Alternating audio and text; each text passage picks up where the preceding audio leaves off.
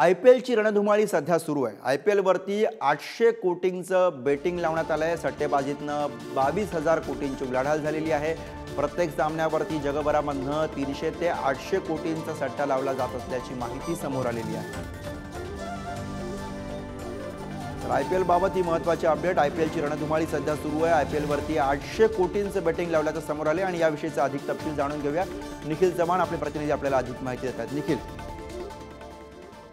गुरु, सध्या IPLच्या सर्व रणधुमाळी सुरू असल्याचं आपल्याला पाहायला मिळतं आणि यामध्येच अनेक सामने आहेत ते दररोज या ठिकाणी IPL मध्ये खेळले जातात।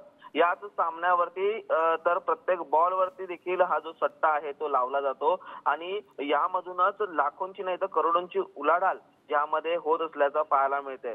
फक्त मुंबईत नाही तर मुंबईतूनच जगभरामध्ये हे जे संपूर्णपणे रॅकेट आहे ते चालवलं जातं। जवळपास 74 सामने अजून रंगणार असून त्यामध्ये 300 ते 800 कोटींचा घरात हा जो सट्टा आहे तो दररोज लावल्याचं गंभीर बाब आहे ती या ठिकाणी आपल्याला पाहायला मिळते। नक्कीच या संपूर्णपणे रॅकेटवरती पोलिसांची करडी नजर असते, तर पोलिसांच्या माध्यमातून देखील असे बेटिंग जर कोण करत असेल तर त्यांच्यावरती कारवाई आहे ती केली जाते। परंतु करोडोंच्या घरामध्ये या ठिकाणी जी सट्टेबाजी आहे ती IPLच्या सुमारास आपल्याला होताना पाहायला मिळते।